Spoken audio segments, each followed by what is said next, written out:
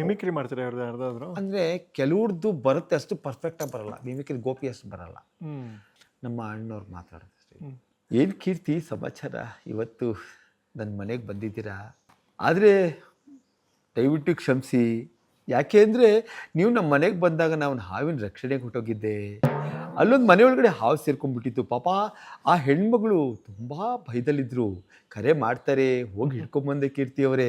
ಆಮೇಲೆ ನಿಮ್ಮೊಂದು ಕರೆ ಮಾಡ್ತೀನಿ ನಾನು, ಕೀರ್ತಿಯವರೇ ಇನ್ನೊಂದು ಆಸ್ಪತ್ರೆಯಲ್ಲಿ ಹಾವು ಸೇರ್ಕೊಂಡ್ಬಿಟ್ಟಿದೆ, ಇನ್ನೂ 1 ಗಂಟೆ ಆಗುತ್ತೆ ಬರೋದು ಅಂತ.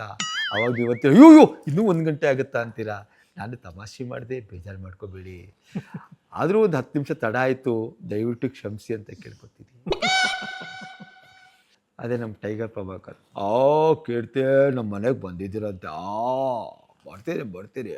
ಹೌದು, 10 ನಿಮಿಷ ಒಂದು ಹಾವು ಹಿಡ್ಕೊಂಡು ಬಂದ್ಬಿಡ್ತೀನಿ. ಅಲೋ ಕೀರ್ತಿ ಅವರೇ ಬಂದೆ ಅಂತ. ಅದೇ ನಮ್ಮ ಸುಂದರ್ ಕೃಷ್ಣ ಅರಸರು, ನೀವು ನೋಡಿರಬೇಕು ಅವ್ರ ಚಿತ್ರ ನಟನೆ, ಕಂಚಿನ ಕಂಠ ಅವ್ರದ್ದು. ಒಂದು ಸಿನಿಮಾದಲ್ಲಿ ಲಕ್ಷ್ಮಿ ಅವರು, ಲೋಕೇಶ್ ತಂಗಿರೋಳು, ಇವರು ಅದರ ವಿಲನ್. ಅವ್ರ ಹೆಸರು ರಘು. ಅದರಲ್ಲಿ ಯಾರ್ದು? ಲೋಕೇಶ್ ಅವ್ರದ್ದು. ರಘು ನೀನಿನ್ನೋ ಮಗು, ಹಣ್ಣು ತಿಂದಮೇಲೆ ಸಿಪ್ಪೆ ತಿಪ್ಪೆಗೆ. ಅವನ ಕಂಚಿನ ಕಂಠ ಇದೆಯಲ್ಲ, ಅದು ಯಾರಿಗೂ ಬರಲ್ಲ. ಆಗಿನ ವಿಲನ್ಗಳದ್ದು ಕಂಠಗಳಿದೆಯಲ್ಲ, ಅವ್ರವ್ರದ್ದೇ ಆದಂಥ ವಜ್ರಮುನಿ. ಇದು ನೀವು ನೋಡಬೇಕು ಅಂದರೆ ಪ್ರಚಂಡ ರಾವಣ ನೋಡಬೇಕು. ನಿಜವಾಗ್ಲೂ ಅವ್ರಿಗೆಲ್ಲ ಕೈ ಮುಗಿಬೇಕು ಸರ್, ಯಾಕೆಂದ್ರೆ ನಮಗೆ ಮನೋರಂಜನೆ ನೀಡೋದೇ ಆಗಿನ ಚಿತ್ರರಂಗ ಸರ್.